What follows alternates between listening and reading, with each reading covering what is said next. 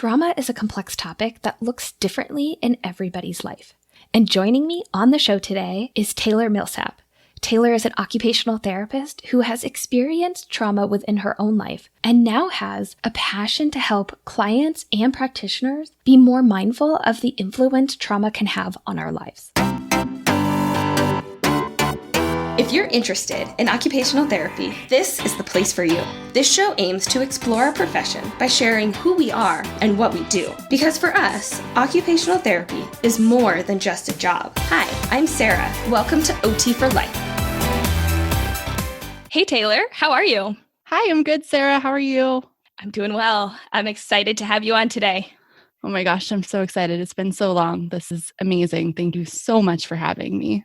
Yeah, I think we're going to dive into all things trauma today. And I know over the past couple years, trauma-informed care has been pretty much a hot topic within our profession. And there's been lots and lots of stuff being said about it. But I feel like now more than ever, we need to continue having conversations and really dive in deep to what trauma is and how it can affect everybody. And so I want to start by just kind of going back in time a little bit and going back to that moment, the pivotal moment that really stands out to you in your life in regards to trauma. Well, when I go back, I was about 12 years old. And looking back at my childhood, I would say that up until this point, I thought I was super happy, healthy, protected, in a happy home. And then I got good grades on something and I earned a black light in my room. It was all the rage those days. And it was put up and this person came in and helped me. And I was like, come see this, come see this. And then we turned on the black light and turned off the lights. And the person who used to be my safety looked down at the floor and then looked back up at me very slowly. And I saw their eyes were these black holes. Their hair had neon green, wavy highlights.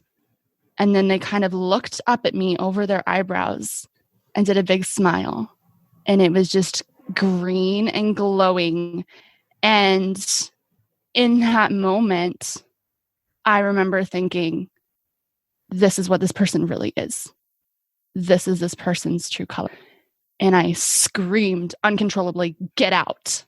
And they looked at me and were like, what are you talking about, sweetie?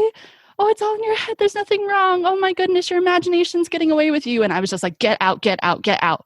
They left and I was in hysterics. And that's when I knew that my house wasn't safe, that I wasn't safe, and that it was a fallacy. And what was happening, and I had been emotional at times, and I was seen as the A+ student, the really good teacher's pet, amazing student, and would come home and would have an attitude problem, which I thought, I was just like, well, whatever, that's just what you do. But I realized there was something deeper inside that was triggering that. And it made me wake up. I had realized that I had been a victim of physical abuse, emotional abuse, a lot of psychological manipulation, and that I was told that I was crazy and I was imagining those things. And I believed it. And it took an image in a black light for me to realize what had actually been happening. And it was terrifying. How long do you feel like this had been going on? I know it's probably hard to go back and remember specifically, but if you can kind of put yourself back in that moment when you had that reflection and that kind of wake up call, how long do you actually think it had been going on? So when I look back, I used to say about 10 years old. On my 10th birthday, I remember the day after I left a cup on the table and didn't put it in the dishwasher. And I got this huge reaction, just screaming about how horrible I am, how irresponsible I am. And just, it scared me. It was very loud and very daunting. And now when I look back, I really think it's been even longer. I think it's been years and my brain has been protecting itself. So there is that one moment that stands out right after my 10th birthday that I remember. but I believe it's even longer than that.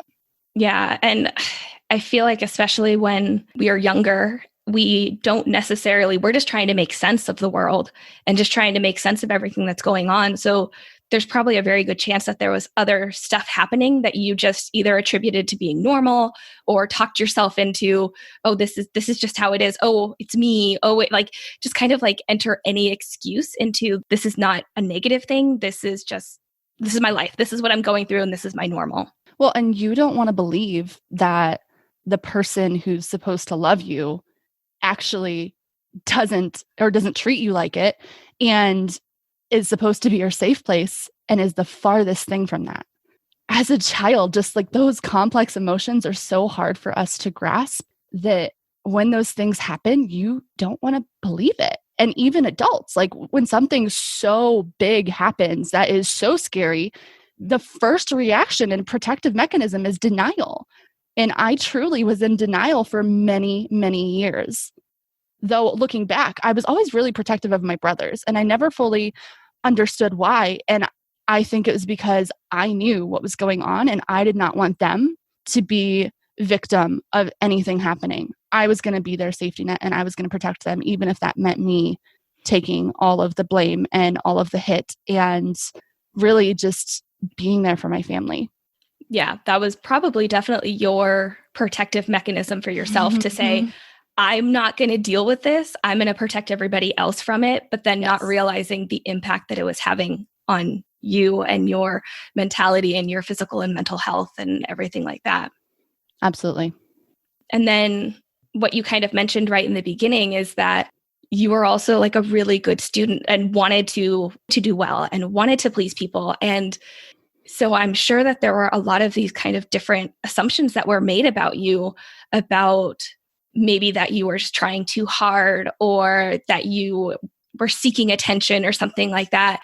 As this was all going on, as you're trying to sort this out in your mind and in your home, and then there's a bunch of other assumptions that are being made around you from people at school or friends or probably other family members. Yes, 100%. And I wanted to maintain that perfect image. And I think that I got so much praise for being the great student. I got so much love and attention that I've realized looking back that I was looking for because I felt so disconnected from and I didn't truly receive. And one thing for me is that my mother gave me that and my mom was that for me, but there was still a hole and there was still this feeling that if those people who are supposed to love me and care for me see me and don't like me and really abuse me, what does that mean for me? Why should I love me if the people who know me the most and are supposed to love me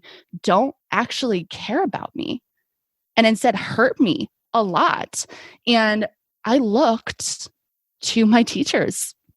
That was the thing. That was my identity at that point, the good student, the really good girl.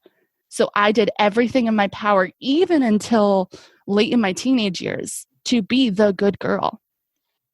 And it was really hard to maintain. And being the good girl and the perfect image is also making sure that none of this ever got out. So even though I realized what was happening, I didn't want anyone else to know. And I was going to be in control of the story. And I was going to say, this isn't actually happening. But it was. Looking back, do you think, like maybe specifically teachers or a close outsider, not necessarily family, but a close outsider, do you think somebody knew? No. It wasn't until my sophomore year of high school that I think people started seeing it. Even my childhood best friend, since I was 5 years old, who had been in the house, who had interacted with that person so regularly. The thing about chronic abusers, they're really good at hiding their true selves. So much so that you don't think what you actually saw happened. And looking back, I saw signs of that person to me being inappropriate and, probably other things that had happened and gone on. And I do know that there was a history of abuse in that person's life too. Their father, so I was told by them, beat them. And it's a cycle. And when I look back, I don't think anyone truly knew, like even my childhood best friend. I finally started talking about it when I was 15. Even when I said that, my best friend was like, "What are you talking about? They're so nice. Like, are you sure?" I was like, "Yes, yes, I'm sure." And at this point, it had gone on for so long that I was in hysterics when it finally came out. So I was so emotional. People are just like, "Oh," like they just like wrote that off as like, "You're too emotional. You're not thinking logically." And so I had all this pent up for so long. And then when it eventually came out, it took a while of like, no, this is happening for people to be like, oh. Yeah, and I can see it being like, "Oh, you're emotional. Oh, you're a woman. That's a typical woman thing. We're too emotional," or "That's just Taylor. That's just what she does." And I think that just ties into that psychological manipulation where Mm-hmm. the abuser is causing this psychological manipulation, but then you and your brain are also trying to make sense of what's going on and also probably creating some tension as well, where you're like, maybe it wasn't as bad, or maybe I am overreacting, or like where you're basically trying to talk yourself out of all the bad stuff that is happening. Every second of every day of my childhood, I did that. I tried to put the blame on myself. And the phenomenon that you're talking about when people deny in the reality is called gaslighting. And it's something that's been talked about a lot. And it's basically what's happening. People are denying the realities. So, like, if something happened, like, for instance, even in this world right now, people are saying, "Oh, no, what are you talking about? The sky isn't clearer. No, it's fine. You're just, the sky is actually clearer right now." But people are trying to protect that image. And so people doubt themselves. When your reality is questioned, you're like, did I really see that? And then you just go down this hole. And if the outcome that you want is the one being told is not happening, then you're like, "Oh yeah, well, okay, I can believe that then." And it's just this cycle that is so damaging. And I think the hardest thing to break out of in regard to emotional manipulation, I mean, that I think to this day is the hardest thing that I've had to overcome, was understanding my own reality and know I'm actually seeing things correctly. And it's time to fight for myself because this is actually happening. And I kept thinking in my mind, well, crazy people don't think they're crazy, so maybe I am. Like that was my mindset over and over and over and over. And though I don't love that word crazy, that's how it was posed to me. And it was really hard for me to get that reality straight.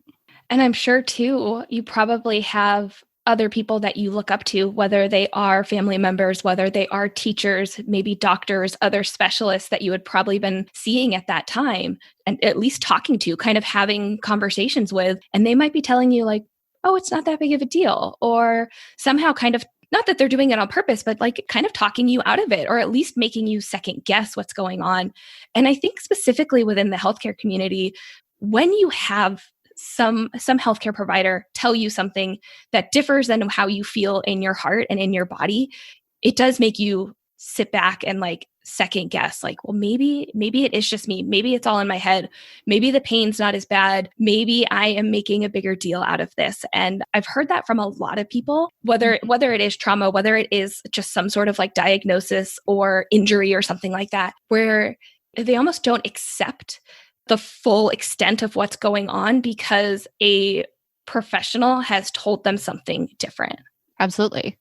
Once that happens, then you're just at that point where it's like, well, okay, I like this idea better, that something's not actually wrong with me, whether it's physical or mental or whatever it is. So I'm going to stick with that because that makes me feel safer, even if that's not reality. Yeah.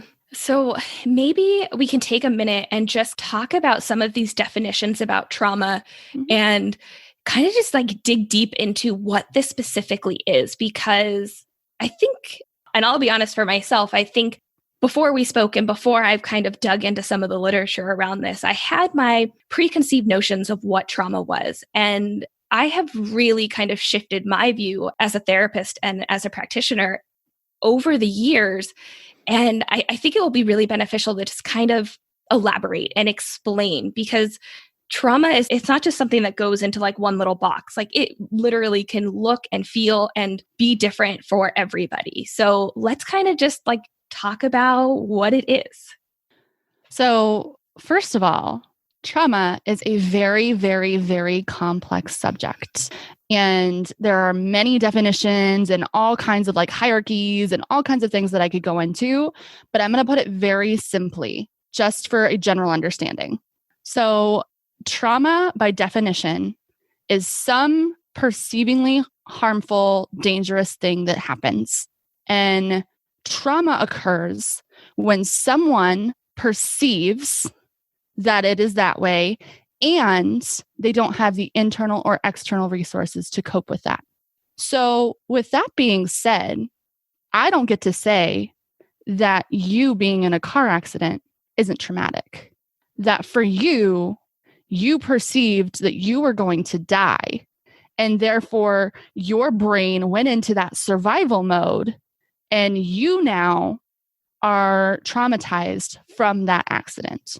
Now, everything that is considered trauma is going to be a little bit different based on the individual. So you'll hear me saying a lot, this may be this may be that. It's because everyone is unique. Everyone's brains are very unique. And even though there's research on what areas of the brain can be impacted and things like that, it's going to differ from person to person. So it's important when you think about trauma that you remember that it's not one size fits all. And really, it comes down to that person's perception of what happened. And then from there, the brain changes. So the best way that I can describe everything is kind of going off of Peter Levine's work. And he talked about trauma in regards to nature in the jungle, right? Like the predator-prey relationship. So I want you guys to picture a gazelle in the grass. They're just frolicking through the grass. No one's around. They're just going on their way. Maybe they're getting their food and they're going to go back to their group. And that's their normal day, and that's fine. Now another gazelle goes out and a lion is lurking. And a lion is over there and the lion is ready to pounce. And the gazelle sees the lion, that fight or flight mode and that survival mode starts running and it runs away. And the lion got away. Nothing happens. But that gazelle is now a little bit hesitant and is on guard the next time they go out. But what about that gazelle that went out and was attacked by the lion? Blood everywhere. Barely got away with their life intact, but they got away. How do you think that gazelle is going to feel going out into the wilderness next time versus the one who just saw it and ran? But the other thing is, the more frequent it happens, the more lions that gazelle encounters, the more on guard and ready to fight or run away that gazelle is going to be. So that's kind of like trauma. There are little traumas and big traumas. Some of those they call big T trauma, are those serious life-impacting events. We're talking about sexual violence, physical abuse, those big things that everyone would be like, oh yeah, that would be traumatic. But little traumas, they call little T trauma, maybe more emotional abuse here or there, maybe bullying at school, maybe it is a car accident, but not a super severe car accident, just something that shakes you a little bit, gets those stress levels going. But what research has found is people seem to think that just these big things are going to be traumatic and going to be life impacting. But a lot of little things over and over can actually be similarly impacting, if not more. And that is something that I think that everyone needs to understand. There may be one little thing that happens, and then all of a sudden you see someone react differently. And they go into this survival mode more, and their behavior changes, and they're startled more often. And you start seeing just changes in their emotional regulation, ability to process. But you don't know about what happened in their life up until that point. You don't know how many lions that gazelle has encountered. So while there are many hierarchies of trauma, like complex trauma, and we talk about developmental and the chronic and then just very acute, that's the best way to explain it for now. I think two of the things that really stood out to me were It's the person's perception of that trauma. So it's not necessarily like, oh, I think that's a big deal. That's a trauma in your life. It really should be whoever experienced it, whoever went through it. It's how they perceive it. And then I love that analogy that you said, because again, for me, I think originally when I was thinking about trauma, I was thinking about the big T traumas, the big traumatic events that we can see having an impact on people. But I guess I wasn't as keenly aware to these little T traumas, these small things that I say small. I don't even want to say that, but like, I guess less obvious things that could be happening that can have the same, if not greater, impact on an individual, but might not necessarily be perceived by the public as by society as a big deal in that one moment, in that one isolated incident. But you just don't know how many of these a person has been dealing with, has been coping with, has been going through, how long they've been going through it. And honestly, I don't even know if that really matters. It could be one small thing that happened that can have an impact on them. Absolutely. And when you were talking, that got me thinking that, some of those smaller things and some of those smaller traumas that people don't address and don't understand fully, one of those is low income. And when you look into the research, there is a direct correlation with low income and being exposed to trauma. And that's not saying one causes the other, but it's saying there's a relationship there. Whether that's they're in a low income area and they're around more community violence, or, people are doing different things to get ends meet and there's drugs or whatever that may be. But there is a direct relationship there. So the moment I see a kid on a caseload who comes from a low income area, I kind of consider how I'm going to interact with them. I think that's a good point too, is to not necessarily just think about the event that happened or could happen, but also kind of these things that can be a precursor or have some sort of a relationship or correlation, or these things that put people at risk of experiencing trauma, regardless if it's big or small.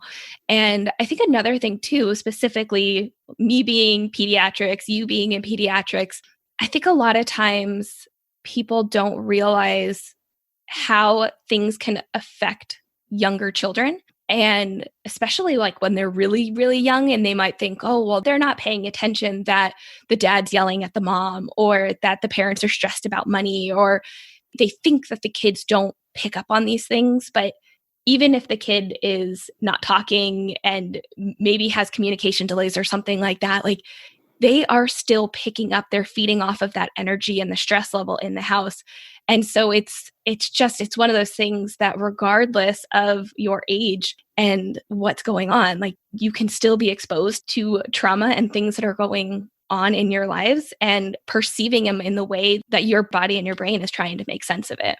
I would agree. And even back in the NICU, like people underestimate the impact that, a NICU stay, for instance, can have on someone's development. And it's not only what they were brought to the NICU for, it's the sensory input that's overstimulating constantly.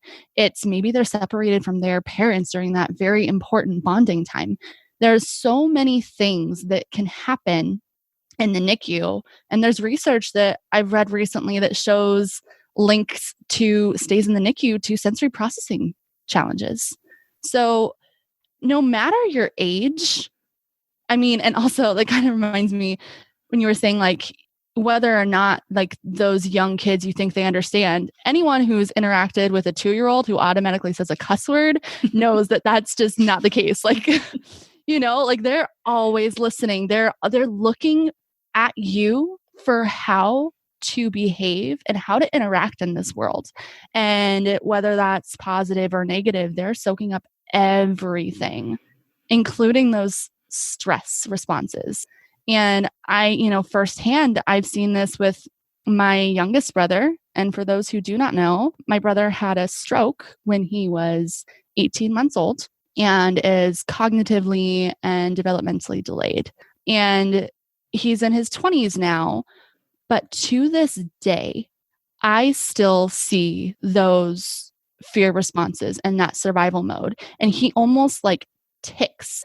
Like you never fully know what's going to trigger someone. And I don't think I've even to this day figured out his triggers, but I know that he grew up in the same household that I did. And even if he was not the one who was the quote unquote victim, then he was still around it. And when he gets really upset, sometimes he will start shaking, almost like ticking, and his eyes will blink really fast. And he'll just start saying things like, "Go away, you did it, you ruined it," over and over and over. And he can't stop.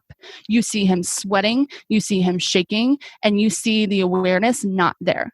And it breaks my heart because that level of he can't understand. He thinks he did something wrong.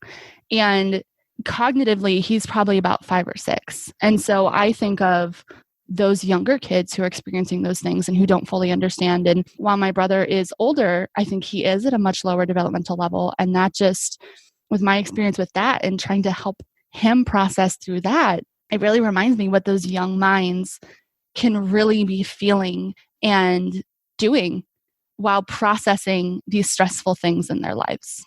Yeah, I think one of the important things to kind of highlight right now is paying attention to the details, especially when we're talking about kids that we could be working with. The small things that they say, the small things that they do, their body language, their reactions, anything that you can kind of pick up that they're showing us, that is going to be the key, the lens into trying to help them through whatever it is that they're going through. And whether it's a big T trauma or a small T trauma, we might not know that specifically in the beginning, but there definitely, and I'm sure you can probably attest to this growing up, there were things that you were probably doing within your behavior that either you were saying or doing or not doing. And that was you kind of looking for help or trying to see, is somebody out there to help me, and waiting for somebody to kind of take that and say, "Oh, I see what's going on. I'm here for you." Oh, yeah. So some of the things in my own life, I think that I mentioned briefly that, I was a straight A student and I was the teacher's pet. And one of the things that I did is that I tried to make amazing relationship with my teachers. I would try and hang out with the adults and just be part of that crowd. And I didn't really have as much interest in engaging with my peers. I really wanted that adult interaction. I was begging to stay in for recess, and I was offering to stay after school to help them clap their erasers or whatever it may be, just to be seen as helpful and useful. And wow, she's a really good kid. That's what I wanted to hear. That's what I was looking for. You're a really good kid, and I care about you. And I look back even in my professional life, all of those kids who were like me.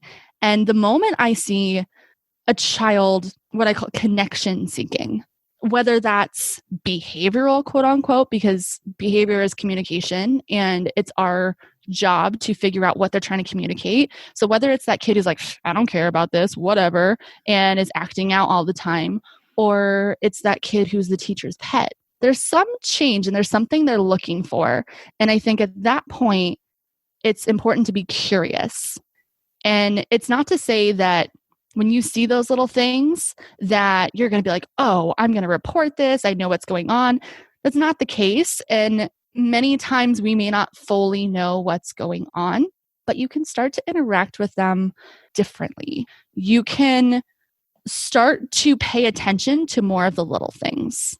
Yeah, I think a lot of times, specifically as therapists, when we see a kid or a person react, I'll say quote unquote, behaviorally, the automatic assumption is we give this excuse of they're lazy, they're unmotivated, they just want to be difficult. And actually, this could even be the kids, but it could be their parents too that we're working with, right? It doesn't necessarily just have to be our clients. It could be the caregivers that might not be listening to what we have to say as professionals. And it is looking beyond the behavior and trying to figure out why they are doing or not doing what is going on. That, I think, is really that key to figure it out, because I think what you were just kind of saying, the kids that are just not interested. And they're just like, I don't want to be here. I don't want to be working with you. This is stupid. I don't want to do this. Like, this is too young, or this is too easy. Whatever the case may be, I think as a practitioner, I'm just like, gosh, like, why don't they want to be here? This stinks. Like, I'm here. I want to work with them. But there's so much more going on under the surface that we don't know about. And it's almost that like cry for help in a sense of either disengaging or like the over engager that's like, oh, I'm here. Yeah, I'll do that. Oh, yeah, that's great. Oh, this is so much fun. Oh my gosh, isn't this great? Can I do it this way? Are you sure? Can I do it this way? And you're like, whoa. But both of those people are trying to communicate something, even if they don't necessarily know what it is that they're communicating. And even if they're not verbally saying what it is that they want. But I know that we've both worked with clients that have been on both ends of those spectrums and really recognizing the small details into guiding where you can kind of make that communication and make that connection. Yeah. And that's not to say, too, that these behaviors, quote unquote, that are happening are due to trauma. I mean, it could be that the child doesn't feel good at what they're learning. And so instead of asking for help, they're just like, oh, whatever. Or, I mean, it could be that they're having some sensory processing challenges and don't know how to, one, their body is reacting, and two, they don't know how to grasp what's happening to them. So, I mean, there's so many layers of what can be happening. But the main thing is that when you see that change and really that looking for connection, that's really when I think, okay, I'm going to look into this more and this kid needs more of my support. And I don't think that any of my teachers, definitely in elementary school, saw that in me. Yeah. It's kind of, I don't know. It's heartbreaking. It's heartbreaking to hear that, because and maybe this is just me being like a healthcare professional, but I want to go back in time and be like, I see you, I hear you. Like, I don't know what's going on. And maybe I've never gone through it myself, but like, I want to change that. Right. And I feel like that's probably a lot of what has kind of fueled you into your professional role and how you are working with clients and how you perceive working with future clients and moving forward is really kind of going off of the experiences that you went through and now pairing that with all of the literature, all of the research, everything that you have been learning and integrating and becoming more aware of, like what is actually happening and how that impacts a person, and then also what to do about it. Like, yes, knowing that trauma exists, that's great. But like, now what? What are things that we can do as practitioners that can really help with that? So that brings up a really, really good point. When I was studying trauma in my doctorate program, I kept coming across some similar themes. And I also was thinking about many of the kids that I used to work with. I worked in special education as an instructional assistant for 3.5 years before I went to OT school. And I came across many children who I now look at, and I was actually in a Title I school. So in a very at-risk area, some really hard stories. My dad's in jail. There was a drug bust. Just constantly in an area that is at risk. And I'm sure that many of these children have been through things. The thing that I learned is it was through trial and error what really helped connecting with these kids. But it really goes back to number one, connection. We talk about it as occupational therapy practitioners all the time, that the rapport in the relationship is really important. But with kids who've experienced trauma, it's that much more important. And actually, research shows that one stable, healing adult can make the difference in how this toxic stress or this trauma is processed in this child. That one person who provides that safety, who allows them to process, who believes in them, who doesn't give up, who sees them, can help them with their own resilience. And that's powerful. And while trauma is sad and you go in, I mean, it impacts the brain, like physically changes parts of the brain. We're talking the hippocampus, the amygdala, the prefrontal cortex. You go into all the sciencey stuff. But when it comes down to it, it impacts the person in the way they see the world and the way they function. And as occupational therapy practitioners, we focus on someone's function. So whether that's the child has a hard time paying attention because they're in survival mode, or they didn't get enough sleep last night because of X, we work on sleep or attention interventions. If the child has a hard time with emotional regulation, we work with that. But we do that by making ourselves the most safe and secure adult that we can be for that child.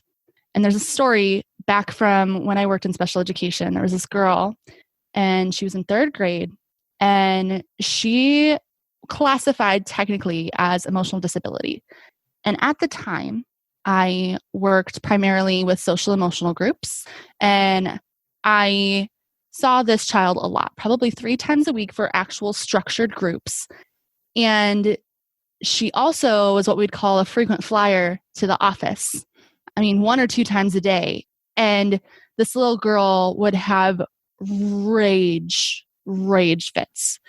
You never knew fully what was happening or what was triggering it. And she also came to school dirty and smelled horrible, and her hair was matted. And on those times when she wasn't in that emotional meltdown state, she just wanted love. And I really connected with this girl, and this story to this day still hits me really hard because I see her as me.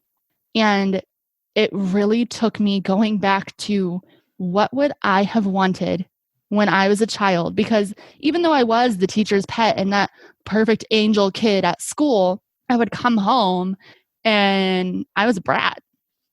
And even to this day, I'm like, oh my gosh, some of the things I did, it's been really hard to forgive myself and remind myself that I didn't have full control over what I was doing, that me lashing out was something that was a long time coming, that I was constantly on guard, that stress response, that everything in me was always going so fast, so fast, so fast. And I was just ready to attack, or I was ready to run.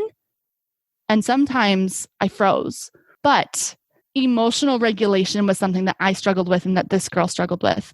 There were times when she would get so upset that she would be bawling, and she would tell me, I'm seeing white, I don't know where I am, and would just start like completely almost dissociating. And I would sit there and I would squat down and hold her hands, and I would say, look at me, I'm right here, just really quietly, really calmly, speaking as slow as I possibly can. I'm like, I'm right here. And she started to calm down a little bit.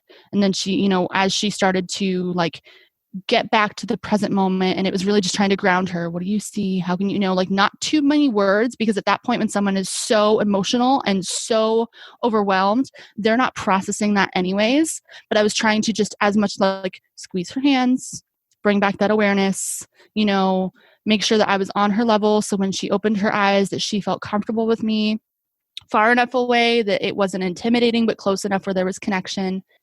And then we would get to this point and be like, okay, what is something that makes you happy? And she would talk about bunnies. And I was like, okay, so where does this bunny live? She's like, in a green pasture. And I was like, wonderful. Let's close our eyes and let's think about that bunny green pasture. And then we would talk about a little bit more, okay, what's the day like? What's the weather like? And then she would say, it's sunny or it's raining. Okay, what does the bunny need to do now? And what I found with that is not only was that grounding, that was forcing her to think of other things, like visualizing things, that was pulling her out of that trauma processing, because we don't fully know where she was in that point when she was so elevated and really in a panic state, that she wasn't where she should have been. She wasn't in the classroom. Her mind was not in the classroom. Her mind was who knows where else. Her mind might have been where, she was just talking about the other day how her dad came in and shot the ceiling and someone came in and took money, and not knowing what that meant. That could have been where her brain was. And who knows what triggered that. But many people, and while everyone was trying to do their best and trying to help her, there was a discipline that happened with, well, you don't do that. And I stopped and said, well, this cycle isn't working. And I know that you guys know this isn't working. And it was me and a few of my colleagues, like, how can we help her? And it got to this point where when she would get to those big meltdowns and have to be taken out of class, they would call me or my other colleague and be like, you're the only one who can get through to her, go.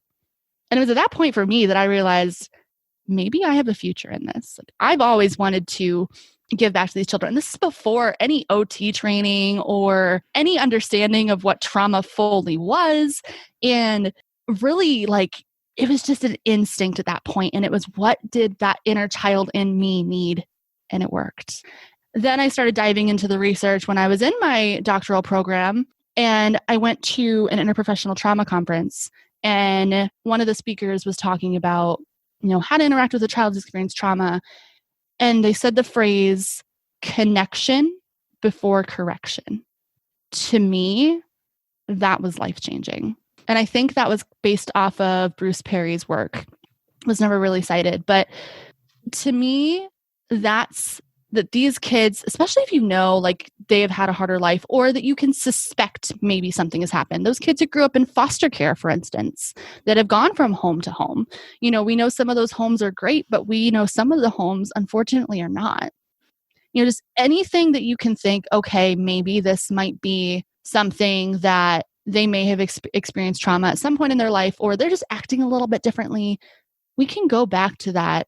Let's make ourselves safe. And I've even gone as far as in meltdowns, in occupational therapy sessions. This child is overwhelmed. They're testing someone new, and they get to this point where they're so elevated and they aren't fully aware of themselves, which I know many of us have been there many times. And one girl in particular on my caseload was just screaming, you hate me. I hate you. You don't love me. I'm not good at this. And even though they were in this really high emotional state, I just sat there very calmly and said, I care about you. Just, that's it.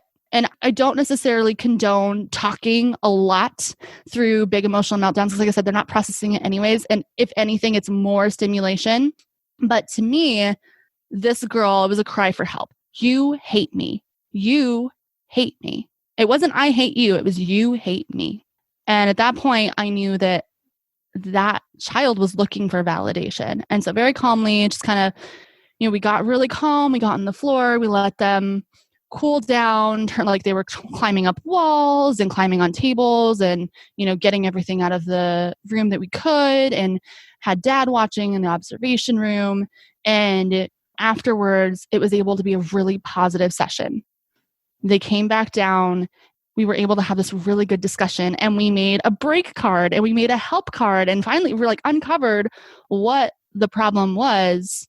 And it came back down to that connection piece, that rapport that I spent with that child. Weeks and weeks and weeks it took for that child to trust me. And you know what? I can't say what's happened in her life. That child was adopted. So I don't know what happened.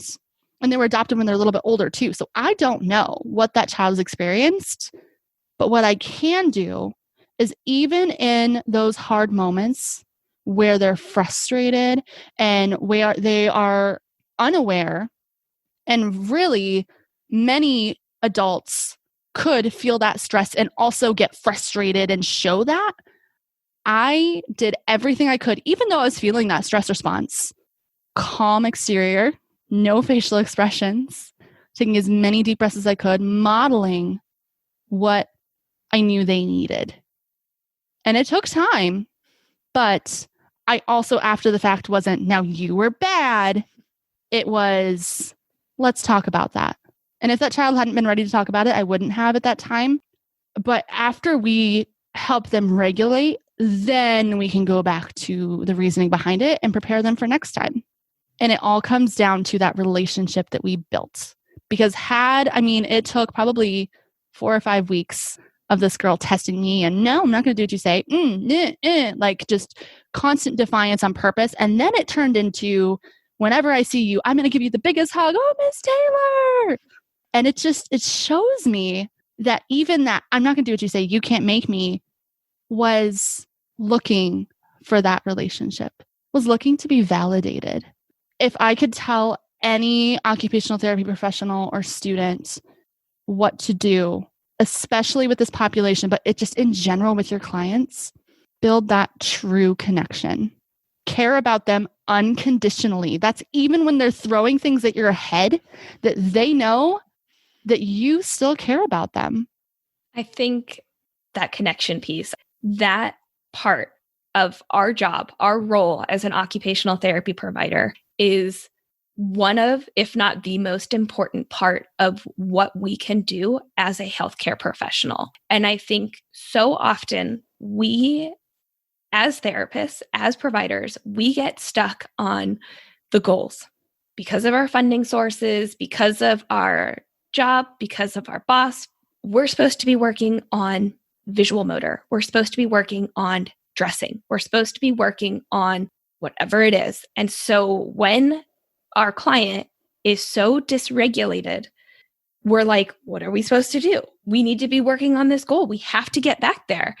And we lose that connection piece of like, we have to get to that goal because that's what we're dictated. That's what we need to work on.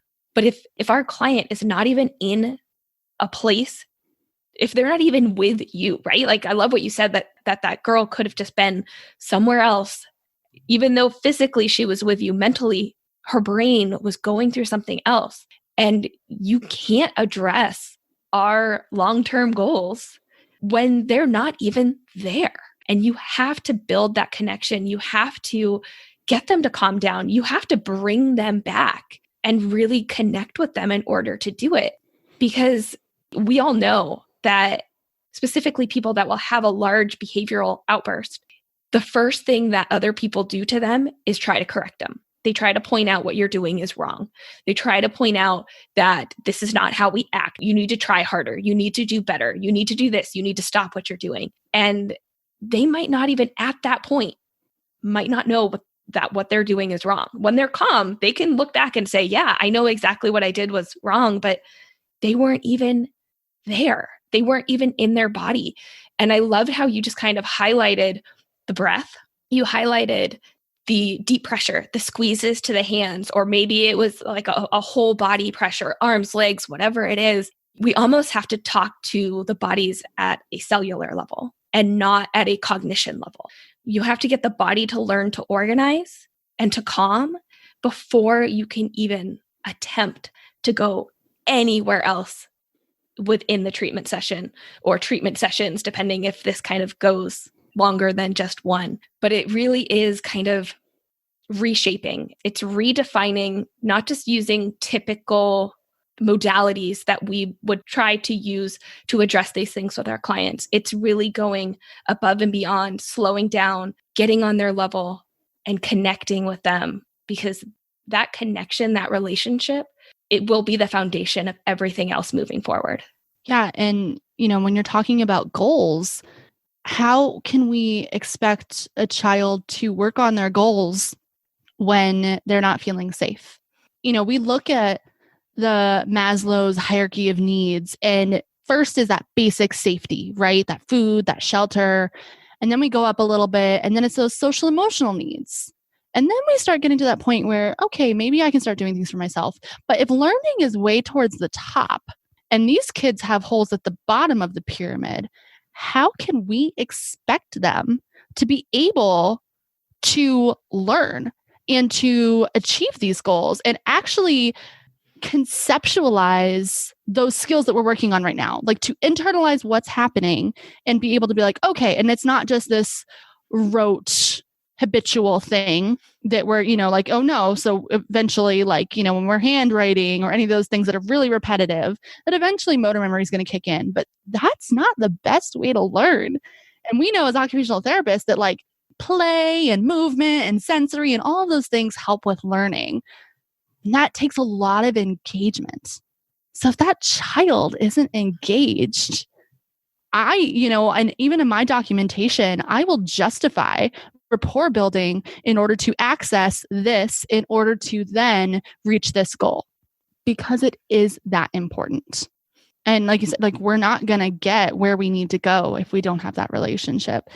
And once you have that relationship, I can think back on so many stories that it took a while, but the moment we had that relationship, they soared either academically or in their goals or whatever it may be. The moment they felt safe, safe to fail, safe to be able to ask questions, safe to say, hey, I don't know, safe to feel their emotions and break down and know that you are still going to be there for them, then they start feeling more courageous. Then they start believing more in themselves.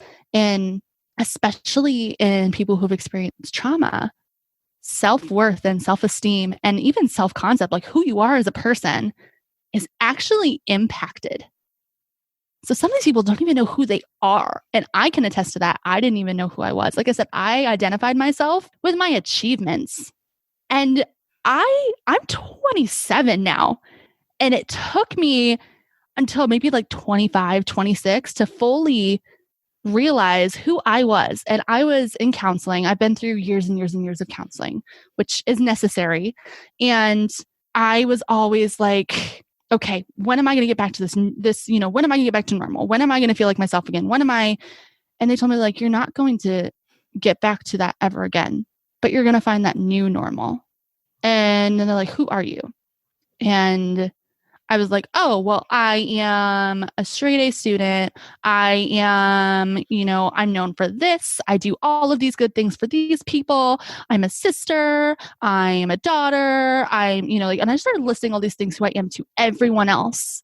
She stopped me and she goes, okay, you realize that everything that you just said was relayed to how someone else saw you. How do you see yourself? And I sat there and I didn't have an answer. And it was that emotional abuse and that being constantly told that I was fat or ugly or worthless or never going to work with special needs children, which has been my dream since I was 12 years old, that I was mentally unstable, that I was an awful, awful person, that I was dramatic or horrible or any of the list of things. I couldn't think of one thing over a decade later that was me, that wasn't attributed to someone else. That was something that I was proud of. Now, all those things started coming in my head. I was like, well, I'm a dramatic person and I'm all of these things, which dramatic is just code for, I don't know how to categorize you and you're a strong person, which I've learned. Hey, yo. I don't know. Like that was the one thing, like going back to, oh, you're dramatic. Oh, you're just too dramatic. And that was just downplaying everything that happened to me. And so my emotional responses were invalid because I'm just a dramatic person. And even to this day, like there are some members of my family or friends who still like they knew me then and they see when I have those emotions, they're like, oh, well, there's that dramatic Taelor side again. And I'm like, it's not that. I mean, yeah, I am an emotional person and I am a very passionate person, but that phrase is just completely just denying anything that ever happened to me and saying that my emotions are invalid. And, when we categorize these kids, like they're the bad kids or, they're the ones who they're just always hyper or, they're the biters, labels, they're the kickers. They're the biters. Exactly. When we start categorizing these kids, we lose who they are. And I'm guilty of it. I've done it before and I've had to check myself and it's a really hard thing to do. And I have, when I was working in special education, we're talking to teachers, they're like, oh, you have that kid? Good luck. Yeah. I've heard that so many times. Like when we go in with that mindset, do you really think that you're going to be able to help that child? We have to care about them unconditionally. We have to know that these things that they're doing, these big cries for help, they're outside of their control. Either that or they really are asking for your help and you're doing the opposite. You're pushing them away. Before you've even stepped foot in the classroom with them, everything about trauma-informed care, it's a mindset, and you're never fully going to be informed. And I actually don't love saying trauma-informed, though that's what's widely accepted. I say trauma-sensitive. I say that because you're never going to reach that peak where you're like, oh yeah, I know everything about trauma. Because guess what? Humans change. Mm.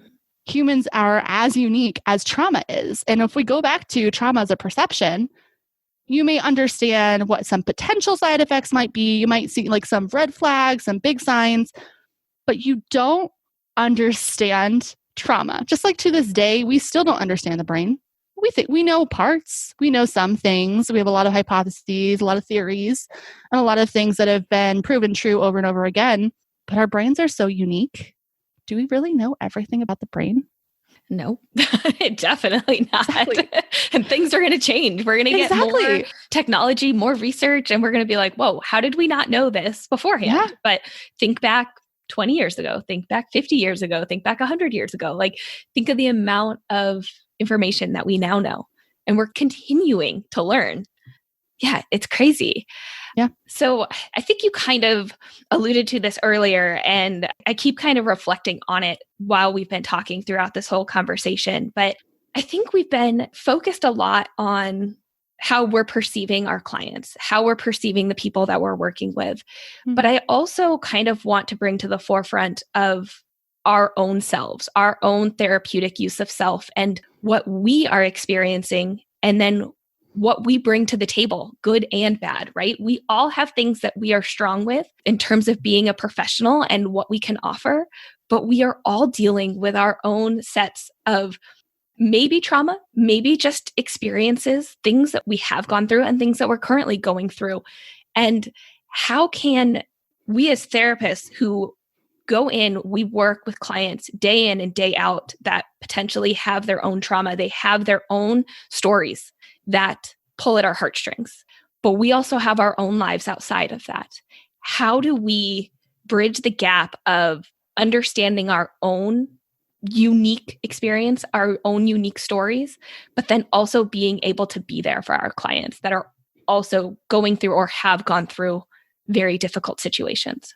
Everyone go to counseling. No, I mean, there's a lot more to it, right? So you brought up a really good point, because what you're talking about when we are interacting frequently with those people with those hard stories, whether that's the medical traumas in the spinal cord injury unit or working with kids in a classroom, we are constantly seeing people go through trauma. And I'd like to think that a majority of our caseload is full of people who might have experienced trauma, because I can consider medical trauma as something that is also very serious and can be very traumatizing to humans. Mm-hmm. So when I want to think about that, I know that, okay, so a lot of people on my caseload are talking about their stories and their hard things. And maybe some of those hit me harder because I've been through it. Like you said, we have our own biases that we always have to keep in check. And really, it comes down to us being so aware of ourselves and knowing when we can be there for that person, and also knowing that we can't be on that person's caseload. I know personally that I still have some work to do. And I've learned that some of the children that I come into contact with really trigger me. Right now, I know that I am not in a spot where I can interact with kids with these hard stories on a daily basis. As much as I want to work with trauma, I know that that's too close to me right now with where I am in my healing process, because healing will never be linear. You will always be peeling off layers. But what I can do is work with the providers and work with the teachers and help them understand. But when we look at the numbers, 1 in 4 people, by the time they're 18, will have experienced 2 or more of these big traumas, and that can start to impact their development. Now, about 50% of humans will experience a big trauma in their lives. And that's not to say that they're going to have the same impacts and it's going to affect them forever, but something big. So when you look at that, when as an adult provider, there's going to be potentially a lot of things that could be triggering. And we have to know, one, like, you have to do your own work. And I think that's one of the biggest pushbacks of trauma-informed care and being trauma sensitive is you have to know yourself. You have to dive deep into those parts that you never wanted to look into. And that's scary, because when most of us grew up, trauma wasn't a thing. We didn't talk about mental health. We didn't talk about our problems as much. And so we're getting into this new generation where it's important to understand ourselves and what we're experiencing and what we have experienced. And we really focus on mental health. And so whether or not you go to a counselor or you just have someone to process with, get it out. Really, like keeping it inside. To me, I think of the analogy, I don't know if anyone's seen Heroes, but on season 1, it's like the superhero show kind of. And there's this guy who has this power and he soaks up everyone else's powers. And spoiler alert, sorry if you've never seen it, but there's a scene where he goes up into the sky, one of his is flying, and he has all these powers inside and he's almost like electric. Like he's like ready to explode. Totally ready to explode. He has all this stuff and he doesn't know what to do with it. And then it just, and that's the way I think about it. That if we keep everything inside and we just keep pushing it down, acting like it's not there, eventually it's still there, but little things are going to come on and then there's going to be more and more and more. And eventually it's just going to explode out of control. And I've had many explosions in my life. I soak up emotions like a sponge and, we're more prone to it when we're in the midst of big stressful things for sure. But when we don't deal with our own emotions, then we put ourselves at risk for being unprofessional, for not behaving the way that we know we need to, for losing that control. And you really just, you have to process, you have to deal with it. In that moment when it's hard, if that's step out, grab the adult next to you and say, hey, I just got to take a break real fast. You know yourself. You know when you need to step away. You know that the moment that you lose your cool in front of these kids, their trust plummets, and that's a hard responsibility. You have to know yourself. It's hard work. It's so, I think that self-awareness is one of those skills that's just like the hardest thing. And I think it's also just like a constant learning process for all of us, because again, just like we were talking about the brain, like we are constantly learning, we are constantly getting exposed, going through different experiences that are ultimately going to affect how we are moving forward, how we are as we age and we get older. And I think there's two things right there. It is understanding when we ourselves need resources and we need to do some work on ourselves and either talk to somebody or participate in some self-care where we need to go do something for ourselves. But also when we're working with clients, we need to realize when we need to refer to outside resources as well. I think one of the amazing things that we as occupational therapy providers possess is this ability, this passion, this desire to want to work with anybody and everybody. And we can connect with people. And that means that we take on so much of who they are, especially a lot of the bad, the negative, the kind of icky stuff. We are so good at absorbing that and helping our clients work through it. But when you step back and reflect on that for a second, if we are every 30 minutes, every hour of our typical 40-hour work week or whatever it is, like think about how many things that we are absorbing, how much negativity, how much hardship that we are bringing into our own selves out of our own passion, our own desire to do it. But then we're internalizing that. And so it's really having that self-awareness within ourselves, but then also realizing the power of relying on other people to either support you with that case or to support you as a practitioner. Totally agree. One thing that I think we can also do is knowing what experiences we have been through. And one thing that's really good to sum that up is if anyone has heard of adverse childhood experiences or ACEs, it's a groundbreaking study that was done, I believe, in the 90s by Kaiser Permanente. And they essentially found this relationship with stressful events and functioning and health. It led to the more increased big events that you have, or they call ACEs, by the time you're 18, the more it can predict functional outcomes and your health. So we're talking about the risk of cancer. The people who have had 4 or more experiences by the time they're 18 have huge risks for cancer, autoimmune diseases. And we know that toxic stress, we're talking about sensory processing, emotional regulation challenges. They're just a lot of things that you wouldn't necessarily consider. And I'm like, cancer? What do you mean cancer? When I first read that, I was like, no way. But it actually makes sense when your body is in that constant state of stress hormones, all of these negative hormones constantly. And you're just like, your body is like always ready to fight off something. Why wouldn't something later in life that's so harmful develop? I have an autoimmune disease, and there's no one in my family that has anything.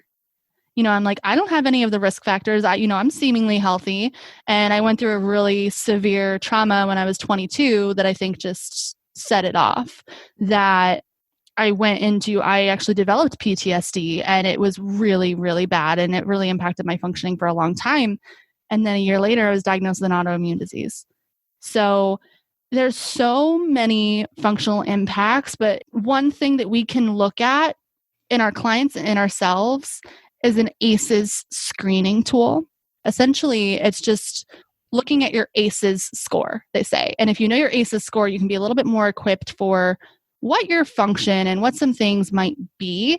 And mine is actually a 7. So if that tells you anything, like I have had to fight really hard, even as an adult, to function and to maintain that level of balance more than maybe some others who hadn't had that.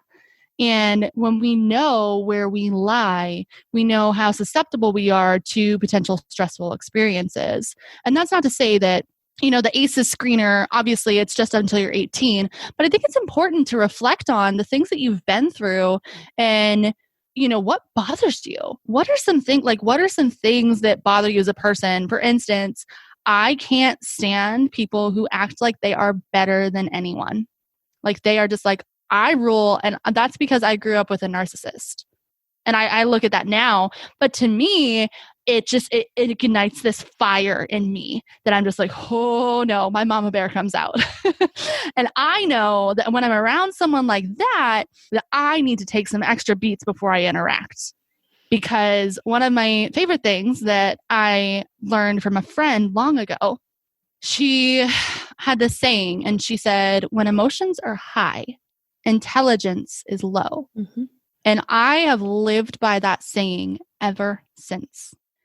And when we start having these emotional reactions towards whatever is going on, we really have to know, okay, one, what could trigger it and be on the lookout for yourself and notice those signs. And 2, to be able to know when to step away. So we have to reflect on our biases constantly. And that's a hard thing to ask of people.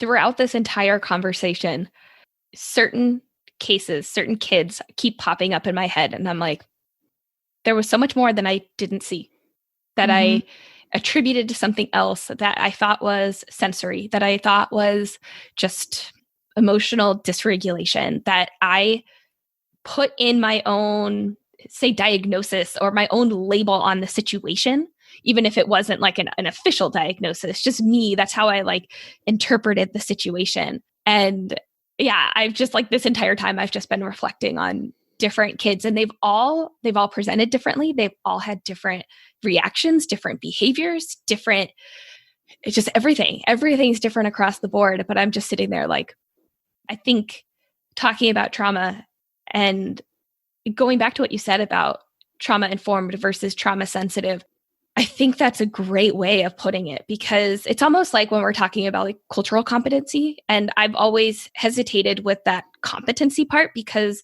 it's not that we could just get to this level and say, oh, we're good. We're competent in cultural, we're competent in trauma. That doesn't really make sense. It's kind of this ever changing and this fluid entity that's happening. And so being sensitive, being aware to trauma or potential trauma, you might not even know about it. I think that's the real important part to hone in on and really highlight in this conversation. And I know we've said a lot and that we've talked about a lot of things so far, but if you had just one tip, one piece of advice 4 other occupational therapy providers right now in regards to trauma, but they may or may not know that their client is going through it, or maybe the family's going through it. What would be that one thing that you hope that somebody that's listening to this might be able to take away from this conversation? I would say relationship always comes first. You will have these external pressures to meet this goal or to follow through on what this teacher said, or, the staff or in the clinic or whatever it may be. There will always be these external pressures. But what research has shown and what we know is the relationship makes the difference. The relationship can physically change the brain back to before it was damaged. And that's not to say it's going to fix everything magically. It's saying that the brain is plastic, right? It's changeable. So even though there might have been damage done, we can help children build resilience in anything they may conquer by having that safe relationship. And even if nothing has happened, with that positive relationship and that trust, if anything ever were to happen, who do you think that child is going to come to? The person who knows that without judgment, you're going to accept them for who they are, and you believe in them and you see them for who they can be. It's so easy to lose sight of that, especially in the medical world. And I really want to highlight a documentary. It was done, I believe, in 2013. It's called Paper Tigers. And it's about this high school that's in Walla Walla, Washington. That's an alternative high school. And what they did is they started changing the way they approached behaviors and challenges in the classroom. They changed going from a behavioral discipline approach to a let's talk about this. Instead of out of school suspensions, let's keep you in school and let's support you.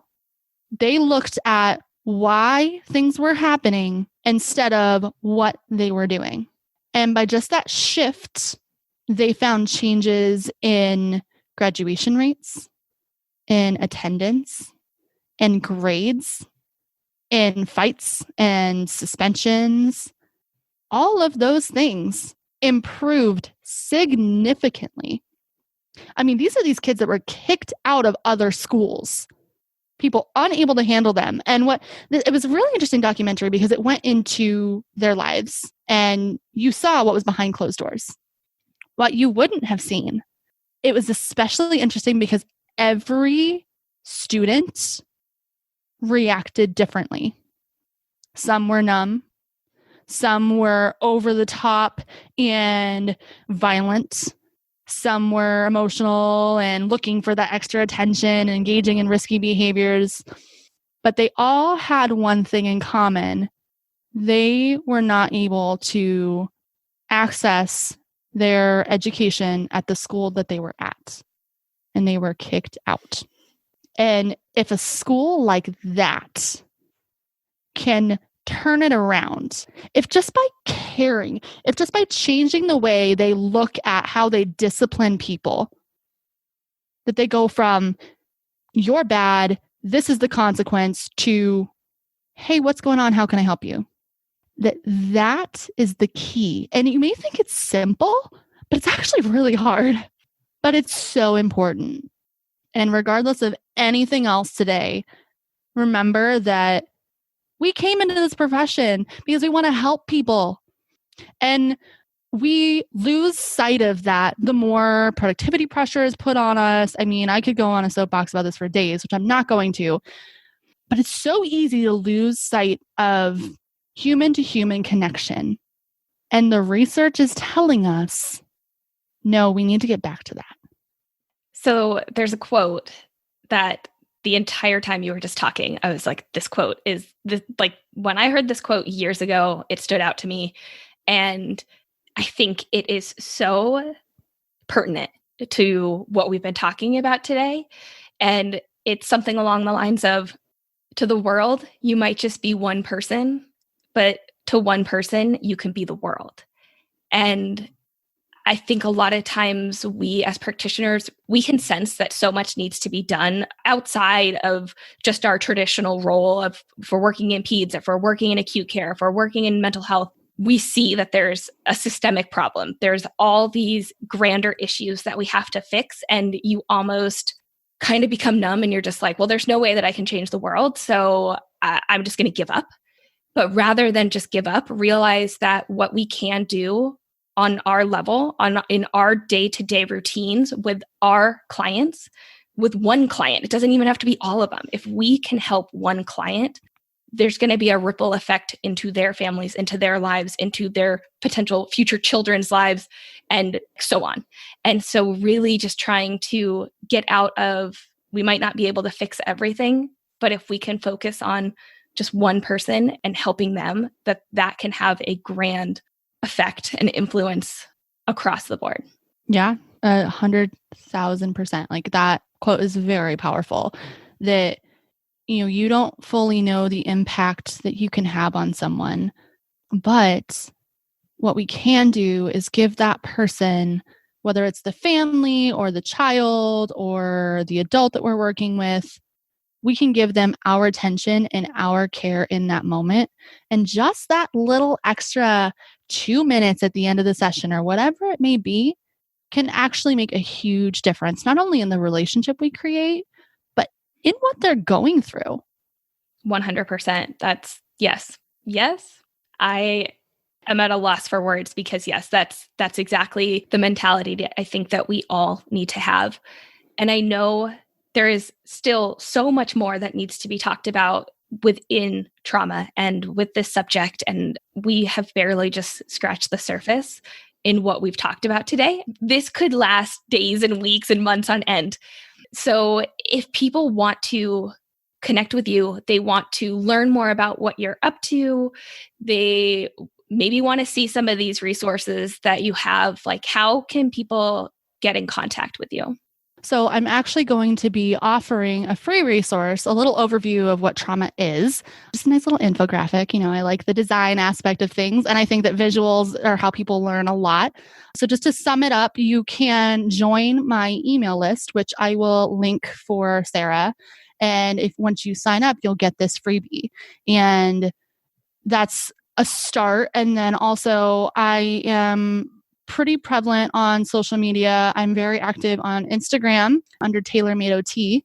And I talk a lot about, occupational therapy and those things that I'm passionate about. And one of those things that I'm going to start talking a whole lot more about is trauma, because I do believe it's my life's purpose. And it's important for us to give back the knowledge that we know. And I think this community needs it more now than ever. So I'm doing what I can to design resources and anything that I can do to support providers in this time, because now more than ever, with the way our community is right now, every single person has the potential to go through trauma right now. So we really need to understand what this is, what could potentially happen, and how people react, and how we can help them get through it. So that's a lot what I'll be talking about on Taelor Made OT. That's the main way you can stay in contact with me. All right. Final question. Mm-hmm. One word to describe occupational therapy. What would it be? I would say that word is light. To me, in occupational therapy, we have the power to be the light in the potential darkness, to be that one bright light that's taking people and saying, this is where you need to go. I can help you. I can get you back to a point where you feel comfortable, where you feel happy, where you're engaged and it's meaningful. We are that light. I love it. I feel like that has literally just made our entire conversation come full circle, because we started talking about a light and we're ending with a light. And I got chills. I definitely got chills with that. Thank you from the bottom of my heart for coming on the show and opening up about your story, because I know that this is not and was not easy for you to do. And I think this just ties into that self-awareness, a lot of that kind of self-talk that we were talking about. And I also appreciate your honesty in saying that you still have work to do, because we all do. We all have processing. We all have to go through life and just keep going and keep plugging away and just keep processing and trying to understand and really do the best work that we can do for our clients. So thank you so much for coming on and discussing this really important topic with me today. And thank you for allowing me to, and feeling safe enough, like creating that safe space for every single person who comes on here. It makes the difference. And I really thank you for having a platform like this, one, and two, being that safe person for so many. You're already doing what I talked about today. And I'm so grateful to know you and to work with you. Thanks for listening to today's episode. If you like what you hear, here are 3 easy ways you can help support the show. 1. Head over to otforlife.com to find out more about any resources discussed on the show. Remember, that's OT4LYFE.com. 2. Share the podcast with a friend, colleague, or anyone interested in occupational therapy. 3. Subscribe to the show on your favorite podcast player so you don't miss out on any upcoming episodes. And while you're there, be sure to leave a review saying how much you love the show. Thanks again. I'll catch you next time, OT for Lifers.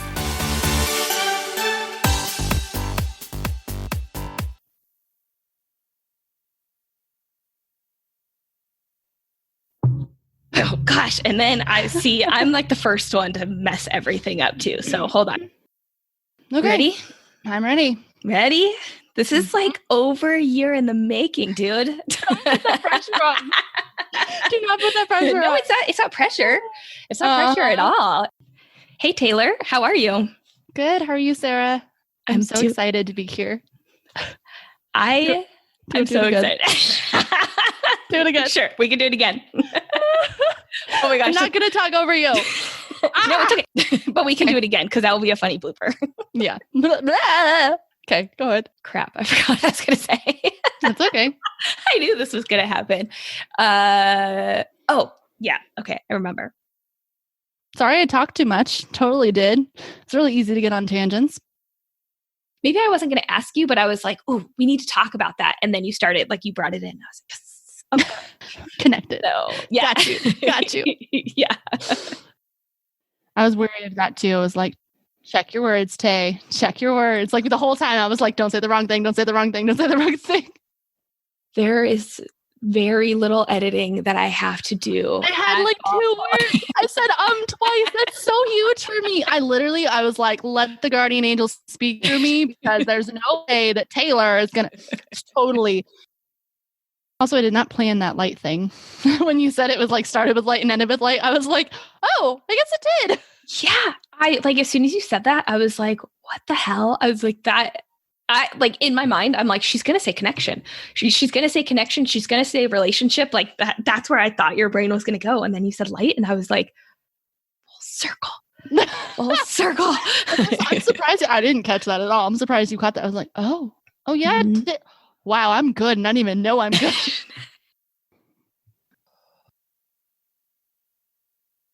I am safe. I am protected.